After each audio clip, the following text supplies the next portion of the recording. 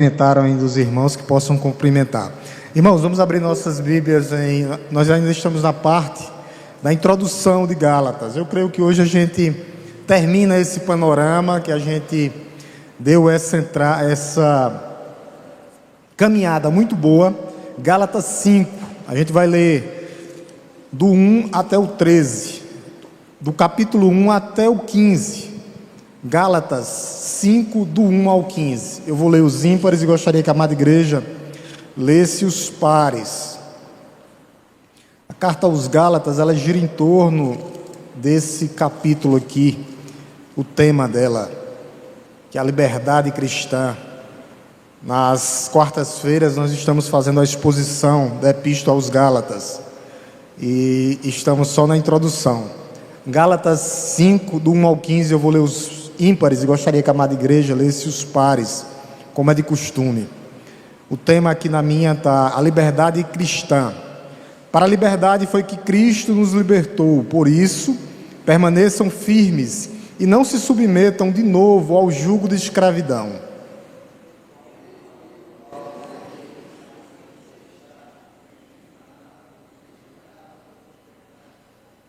Verso 3: de novo testifico a todo homem que se deixa circuncidar, que o mesmo está obrigado a guardar toda a lei.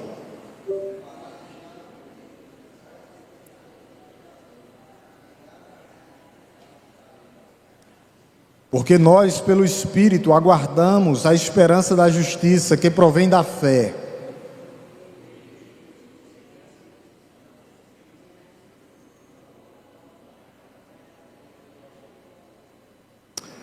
Vocês vinham correndo bem. Quem foi que os impediu de continuar a obedecer à verdade?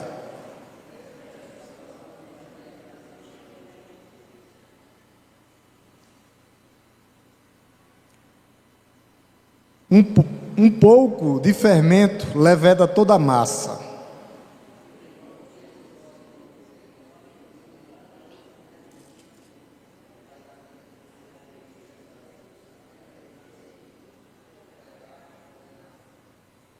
Mas, irmãos, se ainda prego a circuncisão, por que continuo sendo perseguido? Nesse caso estaria desfeito o escândalo da cruz?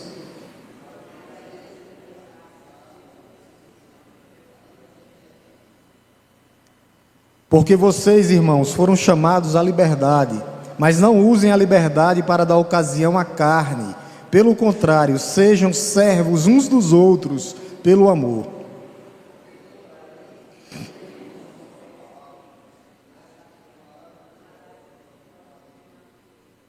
Mas se vocês ficam mordendo e devorando uns aos outros, tenham cuidado para que não sejam mutuamente destruídos. Amém, meus irmãos? Louvado seja o nome de Deus. Nós estamos no estudo passado, na pregação passada, nós observamos um pouco, examinamos o método literário da carta. Isso é muito importante, né? O que Paulo escolheu, tá, para expressar essa mensagem aqui. A gente viu alguns métodos. A primeira foi a figura de linguagem. Há várias figuras de linguagens. O que é isso, pastor? Metáforas que o apóstolo Paulo extrai do ambiente onde ele convive com os irmãos, tá? Onde ele se movimenta, ele tira algumas metáforas. Jesus era mestre em metáforas ou em parábolas, e Paulo faz isso, ele usa isso.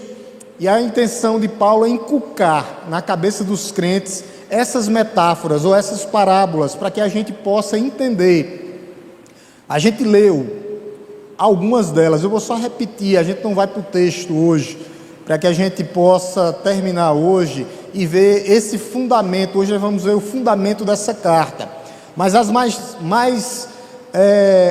que Paulo mais fala, uma delas é aquela coisa, o olhar que fascina. Paulo diz: quem enfeitiçou vocês, ó Gálatas insensatos? Isso é uma figura de linguagem que Paulo usa para dizer: quem iludiu vocês? Quem foi que enganou vocês?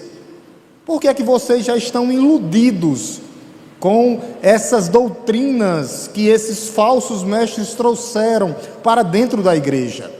ele também fala da função do ai, a função da lei, mostrando que a lei é o guardião moral, a lei continua lá.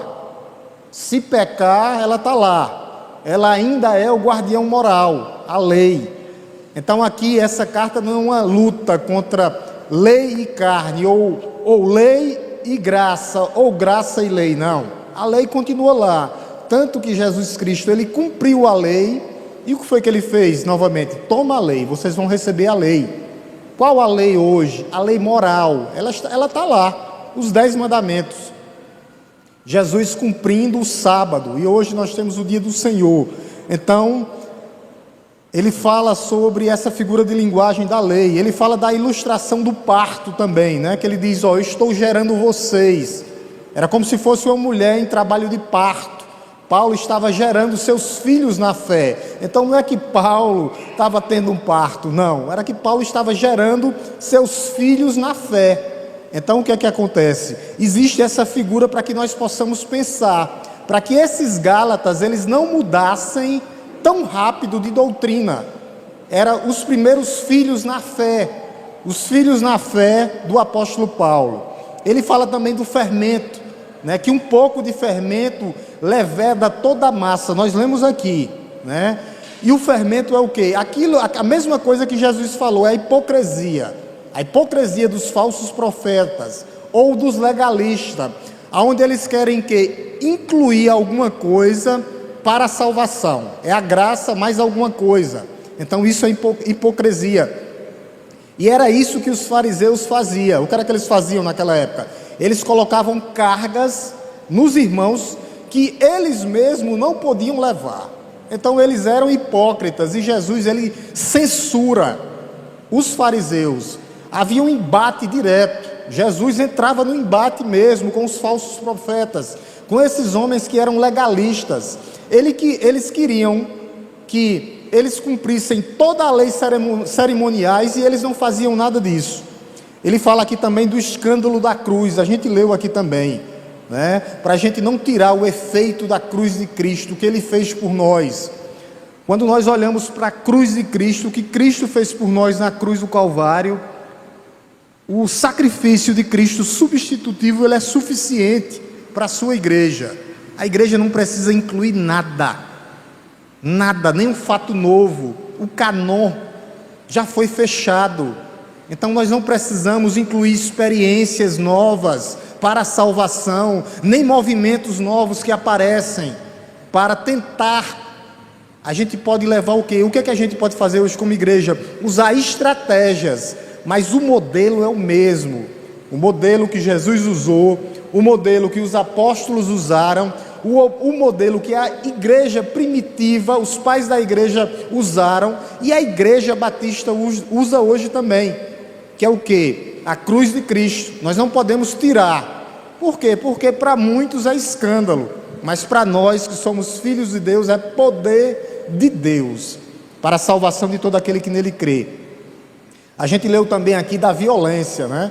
Ele pediu aqui, o apóstolo Paulo, quando você vai aqui no verso 15, onde a gente leu, 5,15, mas vocês ficam mordendo e devorando uns aos outros. Capítulo 5, verso 15. Aí ele diz, mas vocês ficam mordendo e devorando uns aos outros.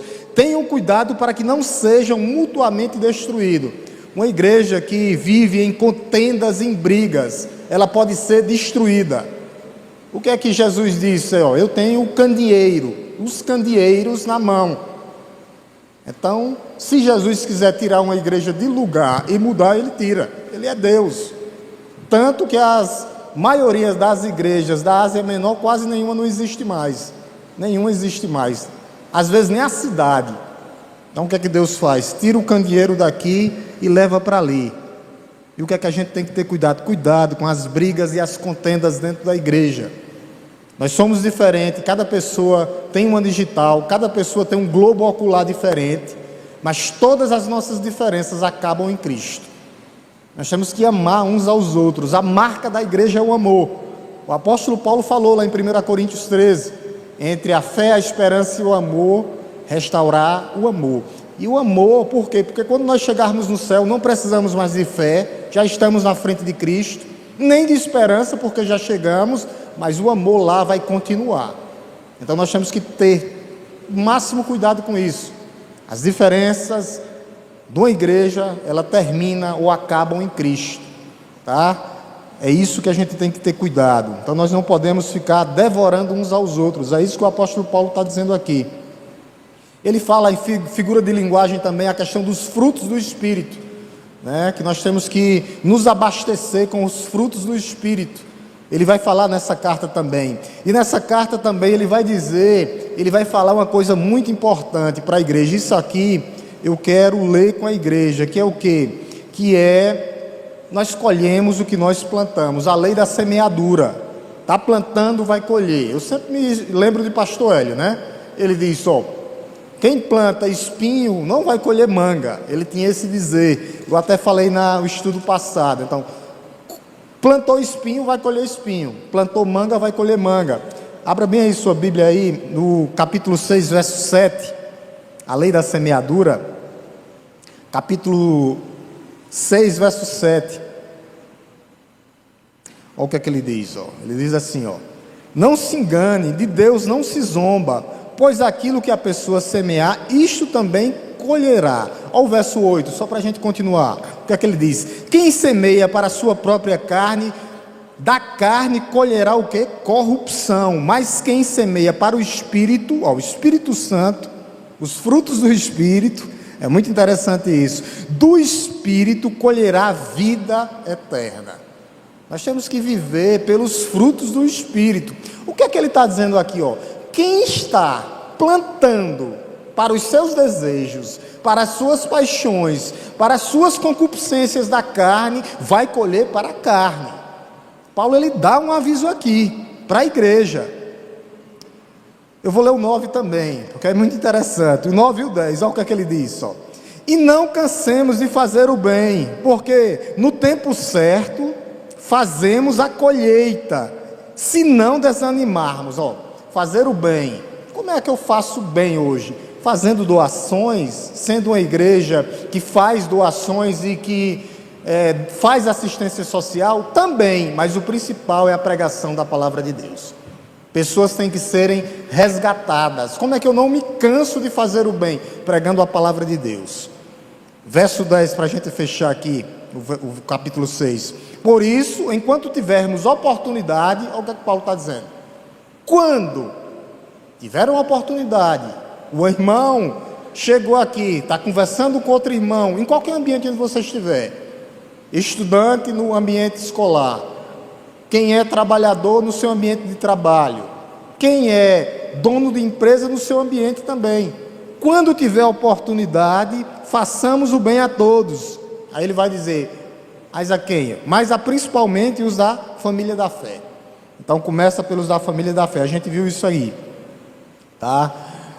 Isso aqui é para a gente ver o tipo de escrita que Paulo escreveu essa carta, o estilo literário de Paulo. A gente viu aqui que é marcado por metáforas ou parábolas. Paulo usa para o quê? Para que a igreja possa pensar. Quem era mestre nisso? Jesus. Paulo, ele segue o seu mestre. Outro método que ele usa aqui são as perguntas retóricas. A gente viu 6 delas. Essa carta está cheia de perguntas retóricas. O objetivo de uma pergunta retórica não é obter uma resposta, não, porque todos já sabiam as respostas, tá? A resposta já estava clara ali, mas é colocar o indivíduo ou a igreja para pensar. Paulo escreveu para botar a igreja para pensar, fazendo perguntas retóricas sobre aquele assunto abordado. Algumas perguntas retóricas, né, que Paulo faz aqui, a gente viu no capítulo 3, a gente não vai ver mais, tá? A gente viu lá, mas a primeira foi aquela lá que ele disse: quem foi que enfeitiçou vocês, ó Gálatas insensatos? Quem está enganando vocês tão rapidamente? Isso são argumentos, tá? Para Paulo combater o quê? O legalismo que estava dentro da igreja. O que é isso, pastor? Você incluir alguma coisa, algo, alguém ou algum objeto na salvação. Naquela época a gente sabe que era a circuncisão, a dieta e o calendário judaico. Hoje é qualquer outra coisa que tira o quê? O poder da cruz de Cristo.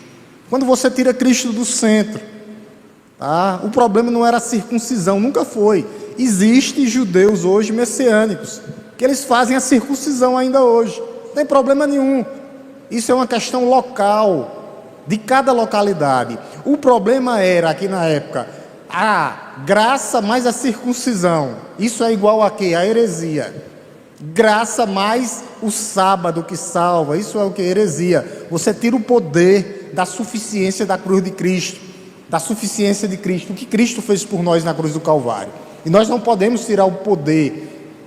Então, quando Paulo diz aqui, na sua primeira pergunta retórica, lá no capítulo 3, verso 1, vou ler só essa, tá? Para a gente passar. Capítulo 3, verso 1, a gente já leu: ó Gálatas insensatos, quem foi que os enfeitiçou? A pergunta é tipo hoje: quem embelezou você? E é fácil você ter esse embelezamento, esse feitiço. Por quê? Quando você desce aqui para baixo, onde está tendo esse período de festejos aqui da cidade, se você vê a organização que está lá, embeleza mesmo, porque é muito organizado. Eu desci no centro para ver lá, é tudo. Então a gente tem que ter muito cuidado, para a gente não ser embelezado, ou como o apóstolo Paulo diz aqui, enfeitiçado. Cuidado com o embelezamento, com a fascinação. O mundo está aí, jovens, fascinação em cima de fascinação, querendo o quê? Tragar vocês, tragar. O mundo quer destirar os jovens da igreja. Por isso que nós não podemos deixar de sermos enfeitiçados ou embelezados.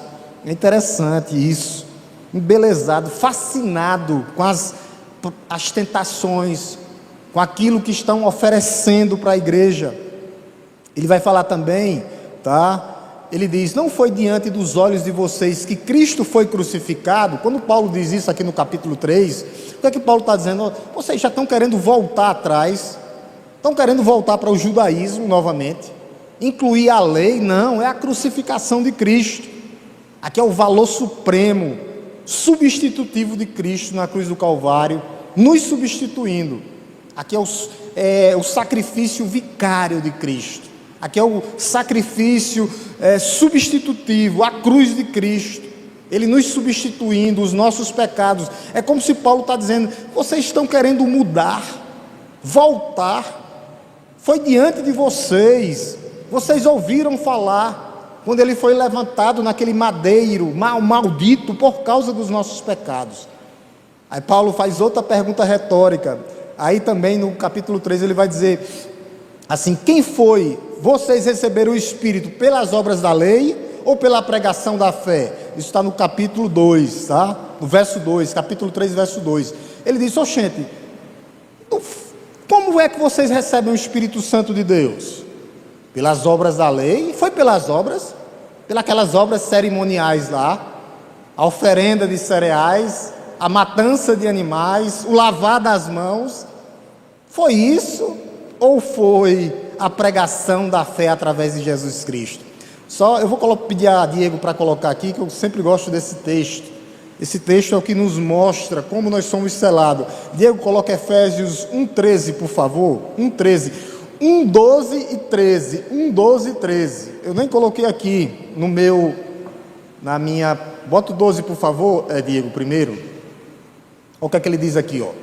A fim de sermos para louvor da sua glória, nós que de antemão esperamos em Cristo, ó, em Cristo. Aí no verso 13, como é que nós recebemos o Espírito Santo de Deus? Ó, nele, em Cristo, no verso 12, nele também vocês, depois de ouvirem o que? Ó, a palavra da verdade, o evangelho da salvação, tendo também nele crido. Então precisa desse processo aqui todinho, ó. Ouvir a palavra da verdade, o evangelho que salva, aí cremos. Aí o que é? Crendo, tendo nele, aí receberão o batismo com o Espírito Santo de Deus, o selo da promessa. É assim, não por obras, pelo que eu faço, não é. Primeiro, graça. Aí depois é que Paulo vai dizer, ó, agora sim, faça as boas obras. É isso. Outra pergunta que ele faz é justamente falando sobre o Espírito Santo. Ele diz: tendo começado no Espírito, agora vocês querem se aperfeiçoar na carne? Por que é que Paulo está dizendo isso? Essa pergunta retórica é: olha, a vida de vocês está sendo para os seus desejos. Vocês não estão alimentando quem habita em vocês. Vocês estão o quê? Alimentando os seus desejos, as suas paixões. É isso. O apóstolo Paulo faz essa pergunta aqui no verso 3, capítulo 3, verso 3. Ele vai dizer: tendo começado no Espírito, agora sendo aperfeiçoado na carne, vocês querem retroagir? Pois segundo uma revelação que me foi dado a conhecer, lá, Gálatas 3:3, tá? Gálatas 3:3, voltando para Gálatas, 3:3, diz assim: será que vocês são tão insensatos que, tendo começado no Espírito, agora querem se aperfeiçoar na carne? O que é que Paulo quer fazer essa pergunta retórica? Ele diz: vocês já receberam o Espírito Santo, estão querendo alimentar mais as suas paixões? Ele bota para pensar mesmo, é só para pensar, porque ele sabia que esses homens aqui, dessa região, da Galácia, estavam o quê? Alimentando mais os seus desejos, as suas paixões, e não o Espírito de Deus que habitava naquela igreja, que habita em nós. Serve para hoje mais atual do que nunca. O que é que nós temos que abastecer? O Espírito, alimentar o Espírito, onde ele habita em nós, não em templos feitos por mãos humanas, não, é no próprio templo e morada do Espírito Santo de Deus, a igreja de Cristo. A igreja de Cristo, é lá onde ele habita. Por isso hoje nós somos o que? As pedras vivas somos nós. Não é o templo, nunca foi, mas é o templo de Deus, e nós fazemos parte dele hoje. Somos templo e morada do Espírito Santo, por isso nós temos que alimentá-lo, ele habita em nós. Nós temos que abastecer o Espírito Santo de Deus, para que quando aconteça alguma coisa, eu sempre gosto de fazer essa metáfora aqui, é um copo cheio de água. Quando chegar alguma coisa, quando bater um pingo, vai cair fora. Por quê? Porque o copo está cheio, não há espaço para entrar mais nada. O Espírito Santo habitando em nós agora, nós cheios do Espírito Santo, quando vier algum problema, alguma tribulação, quando bate no cristão, cai fora. Por quê? Porque o cristão está abastecido, o copo está cheio. Qualquer pingo, qualquer gota que vier, vai bater e vai cair fora. É isso que a igreja tem que viver. É assim, não se aperfeiçoar na carne. Estavam querendo voltar, retroagir, retroceder. Isso pode acontecer com um crente? Claro, acontece com muitos. O que é que acontece, pastor? Muitos saem da igreja, abafa o Espírito Santo de Deus, abafou, não apaga, mas abafou, aí perdição, quando volta para a igreja, volta novamente, que Deus vai trazer. Quem é seus filhos, ele traz, mas volta todo machucado, todo cheio de ferida, a ovelha vem. Por causa da teimosia, porque não alimentou o Espírito Santo de Deus. É isso, nós temos que ter cuidado com as nossas paixões, os nossos desejos. Aqui é uma carta que vai falar as obras da carne. Quem vive pelas obras da carne, Paulo vai dizer, não herdarão o reino dos céus. Não há como. É a mesma coisa de você amar dois senhores, você viver pelas obras da carne, não tem como. É a duplicidade, não existe duplicidade no crente, não. Ou ele ou vive ou abastece o Espírito Santo de Deus, ou ele vai viver alimentando a carne. Então há essa luta. Quem nós temos que abastecer? O Espírito Santo de Deus, o Espírito Santo de Deus. E ele termina aqui, só para a gente finalizar, ele vai dizer que ele afirma que a lei não é contra a graça. Vamos ler só esse aqui para a gente começar um tema novo aqui, que a gente vai ver alguns fundamentos dessa carta para a gente encerrar. Capítulo 3, verso 21. Capítulo 3, verso 21. Verso 21. Capítulo 3, verso 21. Olha o que ele diz. Verso 21. Seria então a lei contrária às promessas de Deus? De modo nenhum. Porque se fosse promulgada uma lei que pudesse dar vida, então a justiça seria de fato procedente da lei. O que é que ele está dizendo? Que uma coisa não anula a outra. A graça não anula a lei está lá como guardião moral, tá? Guardião moral, tá lá, ela continua lá. Então é isso que nós temos que ter cuidado, tá? E hoje nós vamos falar de alguns destaques dessa carta aqui, ou alguns fundamentos dessa carta, tá? Que Paulo escreve, essa carta tão poderosa que a gente viu durante, eu acho que quase 2 meses já, só fazendo um panorama, porque quando a gente for para a exposição, ela já vai estar toda mastigadazinha, só no jeito da igreja absorver essa carta, tá? Então Paulo ele vem tratando justamente nessa carta aqui da origem do Evangelho, da defesa do Evangelho e a aplicação do Evangelho em nossas vidas. Então os fundamentos dessa escrita aqui, uma das coisas principais é justamente o que a gente leu aqui no capítulo 5. Eu acho que se você viu aí, capítulo 5, verso 1 aqui, onde ele trata justamente da liberdade cristã. Essa é a carta da liberdade cristã, tá? Nós somos livres em Cristo, e essa liberdade é nos dada através do que Cristo fez por nós. Olha o que é que ele diz, ó. Comecinho do capítulo 5, verso 1, só o comecinho, ele diz assim: para a liberdade foi que Cristo nos libertou. Por quê? Porque nós éramos escravos. Aqui ele está falando da escravidão do legalismo que esse povo vivia, mas nós podemos aplicar para nós, dizer que nós fomos libertos da escravidão do pecado. Aqui é onde Paulo ele separa o cristianismo do judaísmo. Aqui é onde o apóstolo Paulo separa hoje o que, pastor? O cristianismo, a igreja genuína de Cristo, de quê? Das seitas que estão aí fora.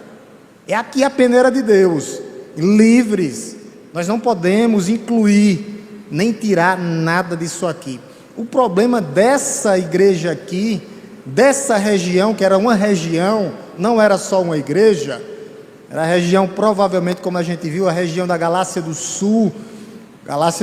O que acontece? Eles estavam fazendo isso, acrescentando algo, e Paulo diz: não, vocês são livres em Cristo, livres. Esse é o tema central dessa epístola aqui, é a liberdade cristã.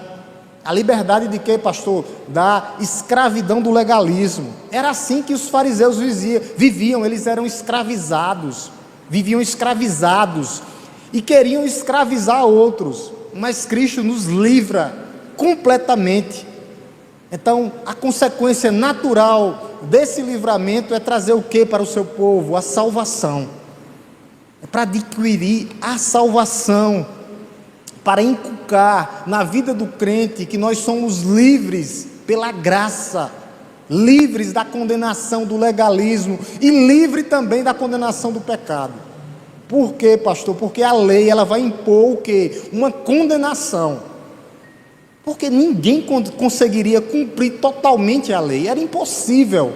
Por isso teria que vir alguém perfeito para cumprir cabalmente e totalmente a lei de Deus. E esse era Jesus Cristo, nosso Senhor. A lei, ela impõe a maldição, porque o que é que a gente lê no Antigo Testamento, e o Novo Testamento, ele traduz o Antigo Testamento, é que se você caísse em um desses preceitos, você era réu de todos. Como era que você conseguiria?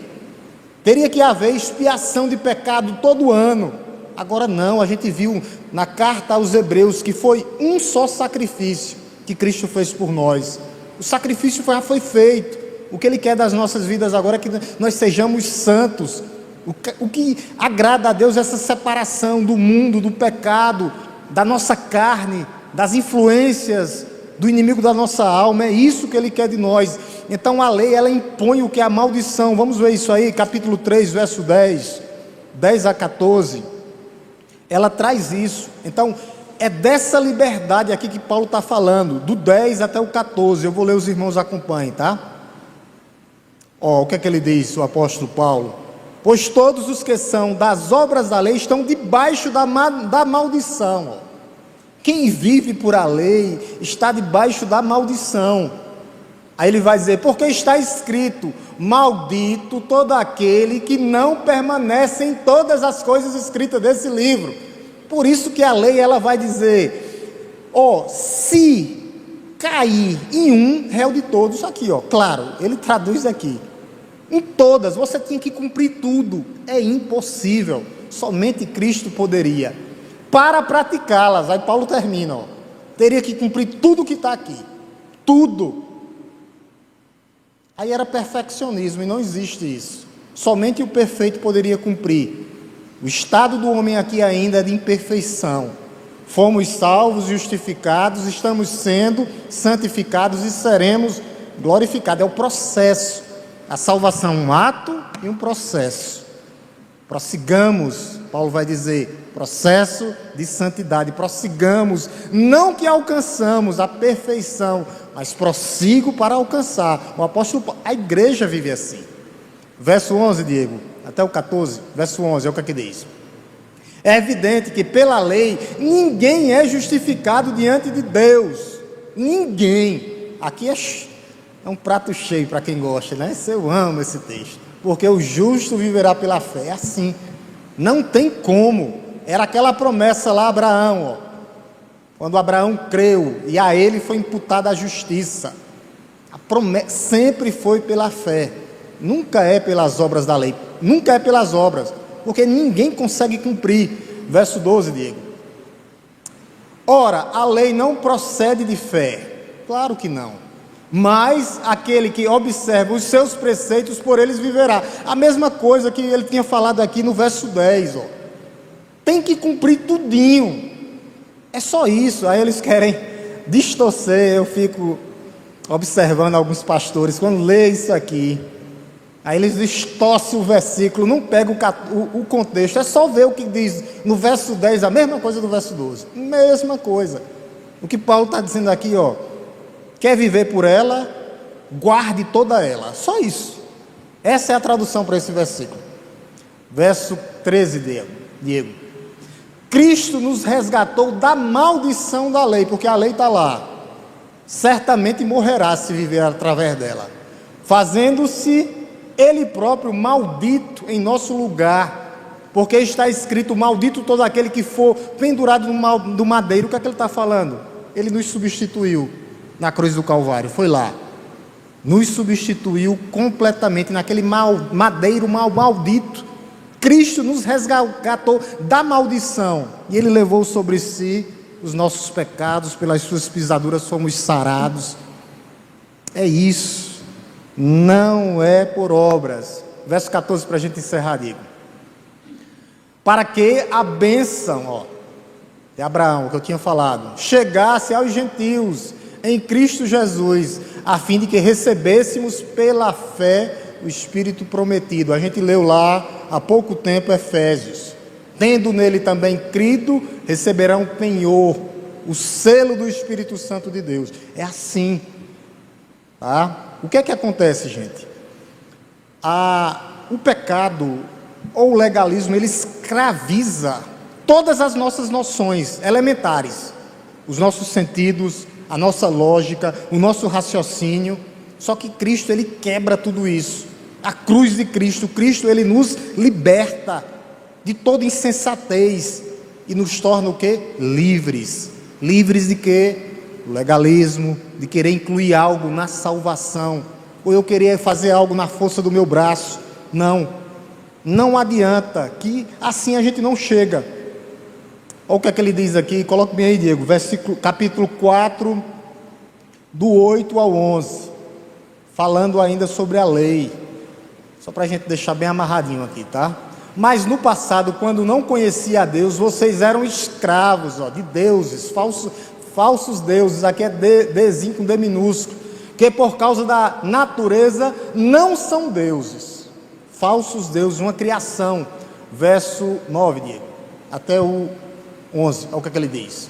Mas agora que vocês conhecem a Deus, ou melhor, agora que vocês são conhecidos por Deus, Deus nos amou primeiro, nós conhecemos Ele porque Ele nos amou primeiro. Agora que vocês são conhecidos por Deus, como estão voltando outra vez aos rudimentos fracos e pobres, aos quais de novo querem servir como escravos. Quem inclui alguma coisa, vive como escravo. Essas seitas aí, igrejas que parecem evangélicas, mas querem incluir uma coisinha, não tem nada não, hoje pode isso aqui, pode não, senão escraviza, viramos escravos, escravo do pecado, escravo dos rudimentos. Eles vivem assim, escravizados e não livres, como Cristo nos libertou. Não vivem, não conseguem viver. Versículo 10, Diego. Vocês guardam dias, meses, tempos e anos, querendo voltar para a lei. Receio que o meu trabalho por vocês tenham sido em vão. Até aí, Diego. Até aí. Verso 11. Até aí, verso 11. Então, o que é que Paulo está dizendo? Será que tudo que eu fiz, será que a pregação que foi falada, pregada, foi tudo em vão? Tudo em vão? Vocês querem voltar para os velhos rudimentos? É assim que vocês querem, em vez de acontecer isso, que é o tema da mensagem, capítulo 5, verso 1, para a liberdade foi que Cristo nos libertou, ou nos resgatou. Libertos. Quando você volta para o 3,19, olha o que é que ele diz, muito parecido. Logo, para que é a lei? Ela foi acrescentada por causa das transgressões, até que viesse o descendente, até que Cristo viesse, a quem se fez promessa e foi promulgada por meio de anjos pela mão de um mediador. É isso. Cristo veio, cumpriu cabalmente, completamente. É isso que é assim que nós temos que viver. Como é que nós vivemos agora, pastor? Pela fé em Cristo, mediante o amor. É assim que eu e você temos que viver. Pastor, onde é que tem isso? Bem aí, capítulo 5, verso 13. É assim que nós... Como é que a igreja vive hoje, pastor? Está aqui. Capítulo 5, verso 6 primeiro, verso 6. Verso 6. É assim que a gente tem que ver, pelo amor, através da fé. Verso 6, olha o que ele diz, porque em Cristo Jesus, nem a circuncisão, nem a incircuncisão, nem os gentios, nem os judeus, tem valor algum, mas aqui, tanto judeus e gentios, a fé que atua pelo amor. É assim que nós vivemos. É assim que a igreja vive, através da fé e o amor. É assim que a igreja vive. Verso 13, Diego, por favor. Verso 13. Verso 13, olha o que ele diz. Vai falar do amor novamente. Porque vocês, irmãos, foram chamados para a liberdade, são libertos. Não precisam mais viver escravizados nos rudimentos que a gente viu lá, dias de festa, anos, meses, não. Mas usem ele chama a atenção da igreja aqui, mas não usem a liberdade para dar ocasião à carne, para viver na libertinagem, para não viver nas suas paixões, não.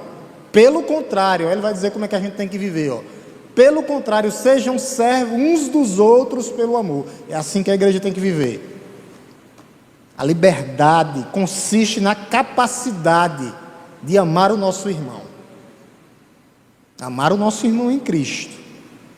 Eu vou dizer uma coisa para os irmãos, a liberdade não consiste na capacidade, a pessoa pensa que é assim, não, eu vou desobedecer impunemente, não vai acontecer nada, não. Mas esse amor aqui, ele atua antes na capacidade de obedecer em amor espontaneamente a Deus, através da fé. Nós conseguimos fazer isso, obedecer espontaneamente, aquele amor genuíno, que procede do meu coração, de dentro para fora, espontâneo, é espontaneamente, é assim que o crente vive. Capítulo 6, verso 10,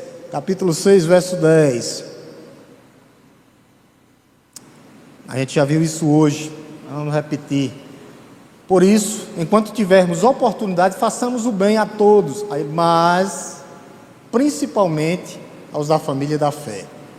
Esse amor aqui, ele começa por aqui, porque se ele não começar por aqui, como é que ele vai impactar fora da igreja? Eu não consigo amar o meu irmão que eu vejo todo domingo, toda quarta, todo domingo de manhã, toda terça. Como é que eu não consigo amar? Como é que a gente vai expor Cristo para o mundo se a gente não consegue amar o irmão? É impossível a igreja impactar uma igreja que não ama Por isso que é o amor. É um amor. É fácil? Nunca foi. É impossível? Não. Temos o Espírito Santo de Deus? Fácil. Impossível não é. Ter esse amor aqui espontâneo, esse amor eficaz, esse amor sem peso, sem peso, sem peso. Segundo fundamento, pensando que ia dar tempo, ó. Acho que eu coloquei uns 4 fundamentos aqui. Segundo fundamento da carta, segundo fundamento é a justificação pela fé. Primeiro é a liberdade cristã. O tema da carta é esse, tá? Liberdade cristã, livres das correntes, das amarras, do legalismo, ou até mesmo você trazendo hoje como aplicação do pecado. Mas aqui é em si o legalismo desses falsos mestres, os judaizantes, estavam dentro da igreja, inseridos. A gente vai ver aqui a justificação pela fé. A gente sabe que a justificação pela fé, ela é a pedra fundamental da igreja, né? Da igreja evangélica. Deus levantou um homem chamado Martinho Lutero para fazer aquela reforma que precisaria. A reforma protestante é um dos pilares da igreja hoje, é isso. O justo viverá pela fé. Tanto que Paulo vai e volta e bate aqui. O pai da fé, Abraão. A salvação é pela graça, mediante a fé. Sempre é a fé. Eu tenho que deixar uma coisa clara, tá? O propósito da lei, ela nunca foi salvar. Mas a lei aponta para o homem e diz, ó, tu és pecador. É para isso que a lei serve. Tu pecou, tu é um pecador. Aí depois ela aponta de novo e diz, você precisa de um Salvador, que poderia cumprir totalmente e cabalmente todos esses mandamentos, toda essa lei. Então a lei, o propósito da lei é essa: apontar para o homem, dizer que ele é pecador e depois mostrar para ele que ele precisa de um Salvador. Esse é o propósito da lei. Pode anotar aí que esse é o propósito da lei. A lei serve para isso: mostrar que somos pecadores e apontar que precisamos de um Salvador, e o nome dele é Jesus. Só há um, o único e suficiente Salvador. O nome dele é Jesus Cristo. Havia uma promessa a Abraão, pai da fé, que através do seu descendente, aqui é claro, o descendente era Jesus. Paulo vai mostrar que o descendente era Jesus Cristo. Então a lei, ela foi dada para isso, para mostrar que somos pecadores e para apontar para o Salvador. O Salvador está com as mãos abertas, as mãos abertas. Quando a gente lê aqui, a epístola toda vai falar disso. Capítulo 3, volte um pouquinho aí no capítulo 3. Capítulo 3, ele vai dar aqui o exemplo de Abraão. Eu vou ler só o verso 6, tá? Verso 6 diz assim, ó: é o caso de Abraão, que creu em Deus e lhe foi atribuída a justiça. Então sempre foi pela fé. Quando a gente pega os escritores de Hebreu, vai dizer que a fé começou desde a época de Abel. Aí vai falar Abel, Enoque. Sempre foi pela fé. Mas a promessa era para Abraão, que através dele seriam benditas todas as famílias da terra. O evangelho chegaria a todas as criaturas. Quando ele diz todas as famílias da terra, é os 4 cantos da terra. O evangelho chega, é pela fé, e é através do descendente de Abraão, que é o próprio Senhor e Salvador Jesus Cristo. Então isso nós recebemos de graça, é graça divina, a justificação pela fé. Há um capítulo aqui todo que fala disso, a gente vai ver, vai ter tempo para a gente explorar isso. Terceiro lugar, essa carta fala da suficiência da obra de Cristo na cruz do Calvário. O que era que esses homens pregavam, que estavam inseridos na igreja, inseridos dentro da igreja, que a salvação era provido de graça mais algo, e Paulo ele quebra isso aqui, a gente já viu várias vezes isso aqui. É tipo assim, era uma parceria, a salvação era uma parceria, o homem e Deus. Você tira a suficiência de Cristo. Se o homem entrar com alguma coisa, tira. O poder da cruz de Cristo. Nunca foi. Deus entra com a graça, o homem entra com as obras. A igreja romana pensa assim. Pensa assim. Os judaizantes pensavam assim. A salvação não é um mérito, não é um prêmio pelos nossos méritos. Nunca foi. Nunca foi. É graça, favor e merecido. Qualquer coisa que você coloque vai afrontar a graça de Deus. Se eu incluo algo, eu tiro algo. Você está afrontando a cruz de Cristo. Essas igrejas ou seitas, elas afrontam diretamente a Cristo, porque você tira o efeito da suficiência. Era outro slogan da reforma protestante: somente Cristo. Sempre foi, está aqui, a suficiência de Cristo para a salvação. Por quê? Porque se nós tirarmos isso, nós colocarmos mérito no homem, o apóstolo Paulo aqui vai dizer que nós tiramos a suficiência de Cristo. Capítulo 2, só para a gente ler isso aqui. Capítulo 2, verso 11. Capítulo 2, verso 11.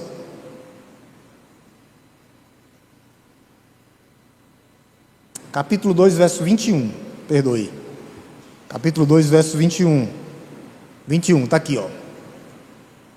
Não anula a graça de Deus, pois se a justiça é mediante a lei, segue-se que Cristo morreu em vão. Se fosse pelas obras da lei, se fosse pelas nossas obras, Cristo não precisava ter morrido, não. É o homem quem faz. Para que Cristo morreu? Vocês entenderam? Anula. Essas seitas, elas anulam o que? A cruz de Cristo. Anulam a cruz de Cristo. É isso que ela faz. Cristo crucificado, sim, mas ressurreto dos mortos. É a realidade que sustenta todo o universo, é isso. Sustenta todo mundo. É esse mar, é essa verdade, esse mar de verdade que nos rodeia por todos os lados. Não anulo a graça de Deus. Paulo está dizendo aqui, eu vou anular a graça de Deus? Ele vai dizer, pois, se por acaso, porém, todavia, se a justiça é mediante a lei, ou pelas obras da lei, ou pelo que eu faço, ou pelo que eu tenho, ou pelo que eu sou, segue-se que Cristo morreu em vão. Não precisava ter vindo, não. Era um ritual. Isso era a base do judaísmo. Ritos. Os ritos do Antigo Testamento apontavam para o sacrifício perfeito de Cristo. Não é a circuncisão. A circuncisão faz parte do ritual. A base para a aceitação do pecador é a graça de Deus, senão nós vamos anular ela. E Cristo vai ter morrido em vão, não vai ter propósito nenhum, foi inútil o que Ele fez por nós e nunca foi. É perfeito, é completo, é substitutivo. Foi por amor que Ele morreu numa cruz, para nos salvar da condenação eterna. Da condenação eterna. Para que nós possamos finalizar, falta 5 minutos e a gente deixa sem pergunta, para que a gente já possa começar na exposição. Em quarto lugar, dessa carta, as raízes dessa carta, aqui os fundamentos dessa carta, é a obra do Espírito Santo de Deus, que vai trazer santificação, que não resulta no esforço humano, não, é uma ação do Espírito Santo, um poder que vai nos dar uma nova vida, poder que vem do alto, poder que vem de Deus, não das obras da lei, mas o poder do Espírito Santo. Os crentes, eles devem andar no Espírito, produzir o fruto do Espírito e viver no Espírito. Andar no Espírito, é isso que os crentes têm que fazer. Capítulo 5, verso 16. Capítulo 5, verso 16. Capítulo 5, verso 16. É assim que a gente tem que viver. Digo, porém, o seguinte: vivam no Espírito, e vocês, jamais satisfarão os desejos da carne. Vivam no Espírito. É assim que o crente vive. Aí Paulo vai e completa. E como é que eu vivo no Espírito? Fácil. É só dar um pulinho aí para o verso 25. Com os frutos do Espírito. Olha o verso 25. Verso 25. Não, verso 25 primeiro. Ou a gente vai pegar, ou pega o fruto do Espírito a partir do verso 22. Mas assim, vamos ler só o verso 25 aqui, tá? Se vivermos no Espírito, andemos também no Espírito. Aí ele vai dar todos os frutos do Espírito. Como é que a gente deve viver? Amor, alegria, paz, longanimidade, benignidade. Volto para o versículo 22, tá? Verso 22, diga. Mas o fruto do Espírito é amor, alegria, paz, longanimidade, benignidade, bondade, fidelidade. Verso 23, diga. Mansidão, domínio próprio. Contra estas coisas não há lei. Os frutos do Espírito em nós, vivam no Espírito. Aí o apóstolo Paulo, vivam e andem no Espírito. Vivam no Espírito, andem no Espírito. É assim que a igreja vive e anda. Esse é os fundamentos da carta, né? Muito rico. A gente está encerrando aqui, hoje. Tá? E vamos dar continuidade. Espero que logo a gente comece a exposição. Até o começo aí de janeiro a gente começa. Vamos ver como é que vai ficar essa caminhada. A gente vai do capítulo 1, verso a verso agora. A gente deu essa introdução, fez essa introdução, é o que nós chamamos de panorama. Ficou mais do que moído, mastigado, né, entregue para a igreja. O conteúdo está tudo lá no Facebook. Se alguém perdeu alguma coisa, é só resgatar as pregações, mas é muito rico o material. A carta é muito profunda, é uma carta cristocêntrica, com bases, as raízes, no início da pregação do Evangelho. Por isso que Paulo, às vezes, ele é incisivo. Paulo bate forte nessa carta, mas ele não queria perder os seus filhos na fé, os primeiros filhos na fé, as raízes do Evangelho. Amém, igreja? Vamos orar em nome de Jesus? Vamos orar em nome de Jesus. A gente, a partir da próxima pregação, a gente abre para pregações. A gente teve que dar essa corrida para fechar aqui, para a gente começar a expor. Curvemos nossas cabeças e oremos em nome de Jesus. Te louvamos, Deus Todo-Poderoso, Criador dos céus e da terra. Te bendizemos, ó Deus, por essa riqueza dessa epístola, a carta aos Gálatas, ó Deus, pelo teu cuidado com a tua igreja. Porque o Senhor já revelou a tua sagrada escritura, ó Deus. O que nós precisamos agora é de iluminação, que vem do alto, que vem do céu. Que o Senhor possa nos iluminar, ó Deus, para entender mais e mais a tua palavra. Entender, ó Deus, e viver por ela. A tua palavra nos disse aqui hoje, nessa noite, que o justo viverá por fé. Que nós possamos, ó Deus, sair daqui nessa noite com a nossa fé renovada.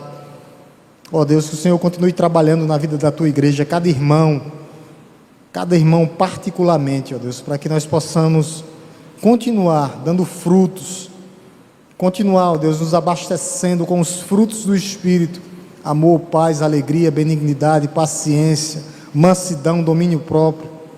Contra essas coisas não há lei, ó Deus. Obrigado, Senhor, pela vida da tua igreja. Aqueles que estão passando por algum problema físico, ó Deus, que o Senhor entre com bênçãos de cura na vida dos nossos irmãos que estão enfermos. Que o Senhor vá, ó Deus, se estiver algum problema mental, espiritual, ou algum problema, ó Deus, na área financeira, que o Senhor possa prover na vida da tua igreja, ó Deus. Abrindo portas, ó Deus, para que a tua igreja, principalmente, continue firmada e alicerçada na tua palavra, porque ela é nossa regra de prática e fé, é ela que conduz a vida da igreja, é ela que nos dá um norte, é ela que faz, ó Deus, a tua igreja seguir em segurança. Obrigado, Senhor, por esse estudo. Nos capacita, Senhor, para que nós possamos viver mais e mais para fazer a tua vontade, que é boa, perfeita e agradável. Nos abençoe, ó Deus, no restante dessa semana que te pertence. Nos leve em paz para os nossos lares, ó Deus, no nome santo e poderoso de Jesus. Deus nos abençoe, meus irmãos. Deus nos abençoe, em nome de Jesus.